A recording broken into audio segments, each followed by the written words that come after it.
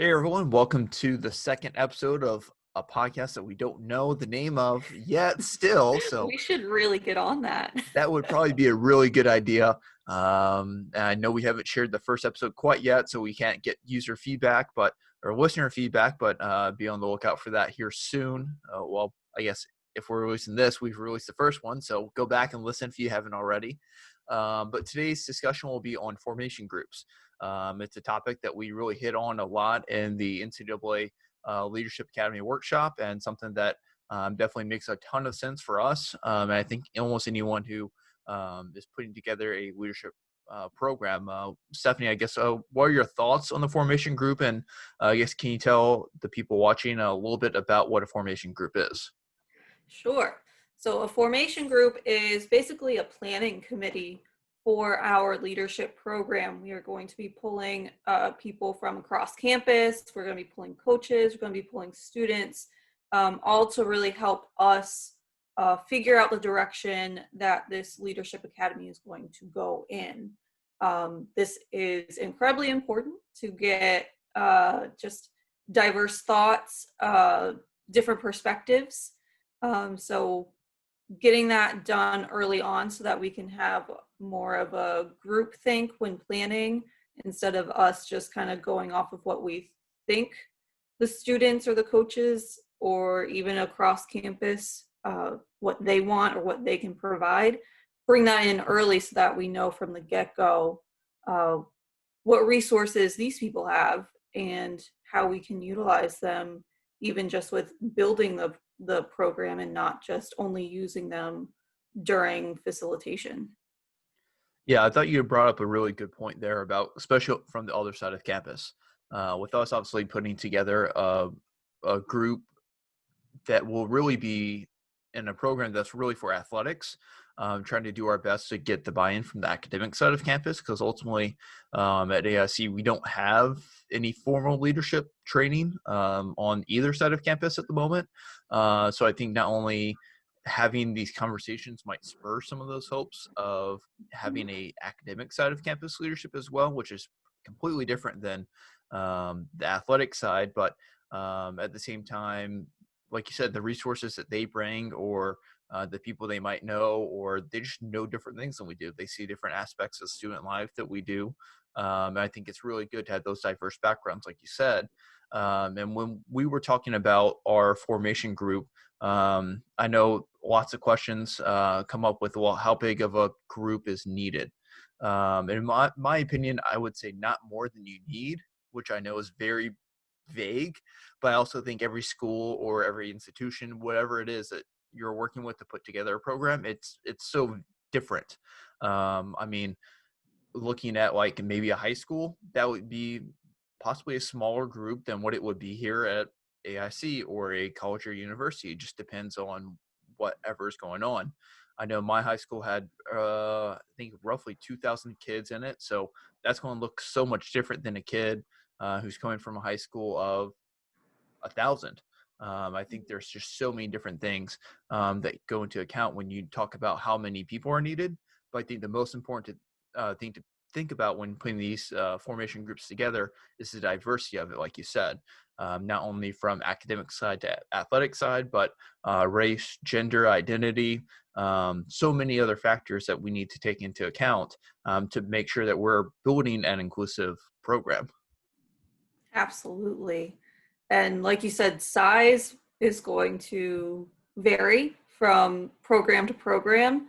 I think for us right now, we're looking at a group of 8, including the 2 of us. So making sure that we had obviously us, coaches, academic side, and students. Some schools might want to bring in more students than what we've decided to go with, and that's absolutely okay. And some might bring in more coaches because they want more coach buy-in. So it all really depends on what your athletic department or your school is like. So bring in more people where you think you're going to need it. Yeah, and I think you can definitely walk that fine line of just enough to get enough input and diversity in your group, but you also have to make sure you're not getting too many cooks in the kitchen. because ultimately that's just going to wipe and make everything so watered down that that's not going to help yourself. I think that's one of the things we really had a good, solid discussion about how many people, what makes sense.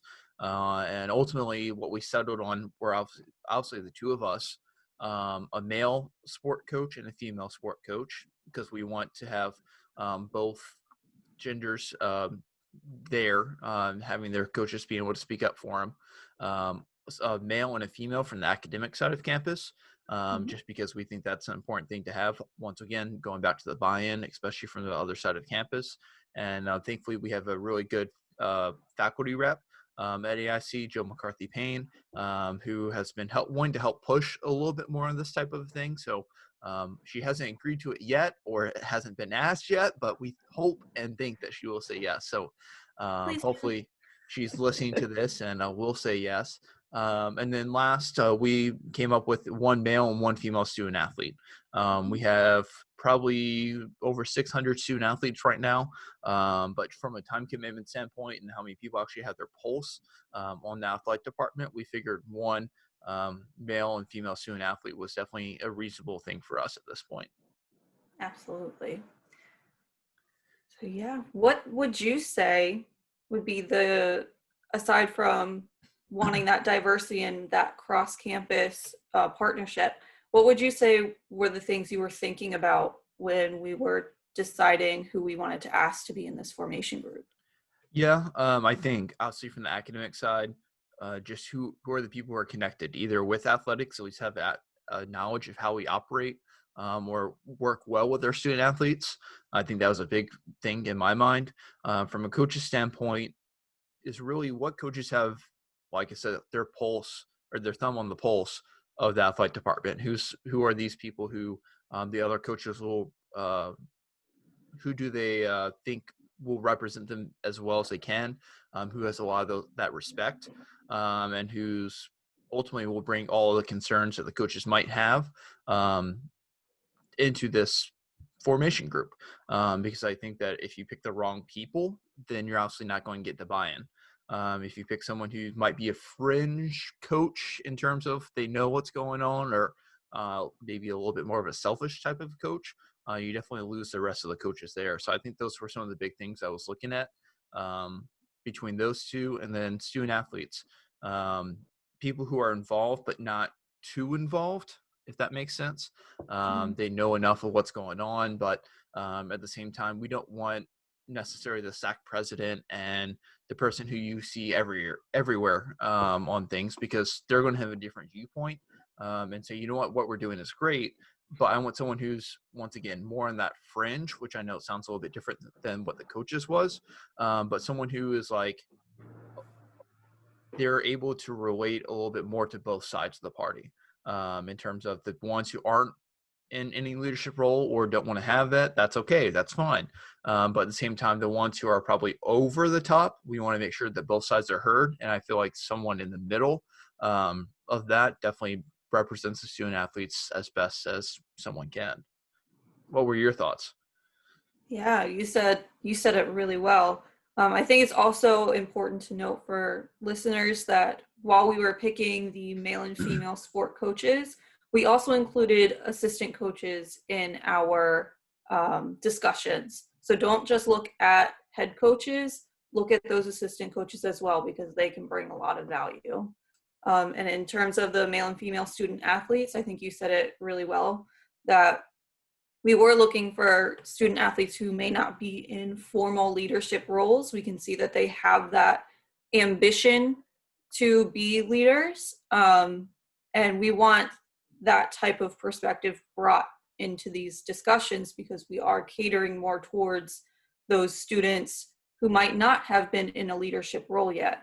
We are going to work with, those in leadership roles already, but we want those who are not to feel welcomed into this program. So that was a very, I want to say, calculated move on our part to make sure that we were getting those students who may not have had a chance to voice their opinion in a leadership way. Yeah, I think intentional is a word that really jumps out to Thank me. you.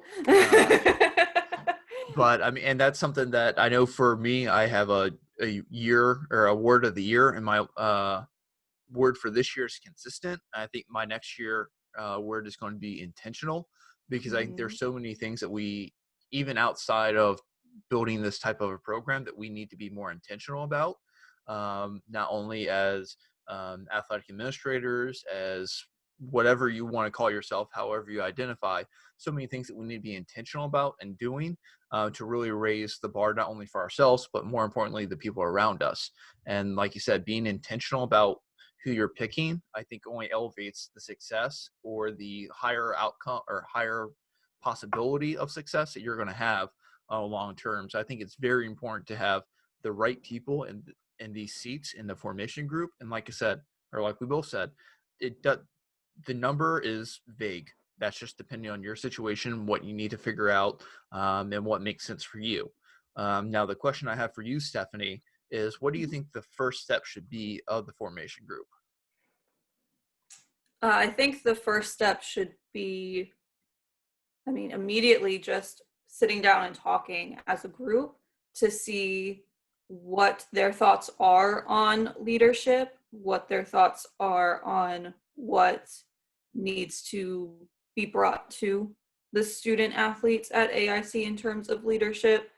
And then from there, we can really get into those mission and values of our programming. What would you say? I'd agree with you. We also all have to be on the same page to have an idea of what's going on. I know something that you and I have obviously done together is we put together what we think the mission and values should be for our program, not only for the program, but how that ties into the athletic department's vision and mission, as well as the institution and the athletic department as a whole.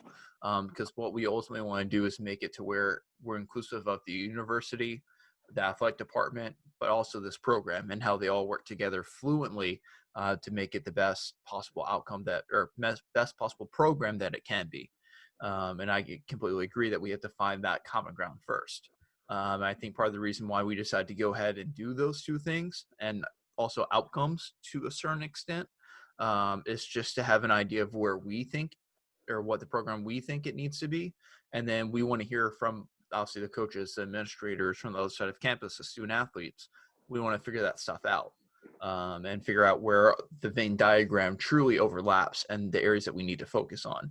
I think one of the things that I would say would be the next step after the mission and vision would be to create a needs-based assessment, Mm-hmm. which we'll talk about next time. But any final thoughts about formation groups, or anything we've covered so far in these two episodes, Stephanie? Just one more addition to what you just said, how we've already discussed mission and values for our program, but the point of the formation group is to get those other perspectives. So although we've already done that, bringing this to the formation group is really the whole point of having it, to make sure that what we are thinking, what we are seeing, aligns with what the coaches are seeing, the faculty, and the student athletes. So making sure that you're having them be active in every step of this process. No, I completely agree. And something that you spelled out so much better than I could have. So I appreciate you doing that. And like we discussed, formation group, why it's needed, biggest reasons, the buy-in, thoughts and opinions from different people and different backgrounds. And you never know what resources they may have. How many members are needed? I can't tell you. I don't think Stephanie could tell you either. I think it's just all based on your needs and your program and what you're trying to build. Make sure you have diversity in the group, in that formation group, because like I said earlier, you want the thoughts and opinions of people from all backgrounds. Mhm. Make sure this program is excuse me, is, and apparently I can't speak today, but is as inclusive as possible. Like we mentioned, we're hoping to have 8 people on our formation group. The two of us, 2 coaches, 2 academic people from the other side of campus, and then a male and female student athlete as well. And then the first steps, obviously working on your mission, working on your vision, and then just taking on from there. And that leads us to next week's episode of needs based assessment. So, like I said, Stephanie, any final thoughts or anything you want to tease? No, I think you did a really good job of that. Just tune in to see how we are going to create this needs-based assessment and who will be given the needs-based assessment. Well, until next time, I'm Thomas Poole. Stephanie Jurasic. We'll see you hopefully with the name next time too.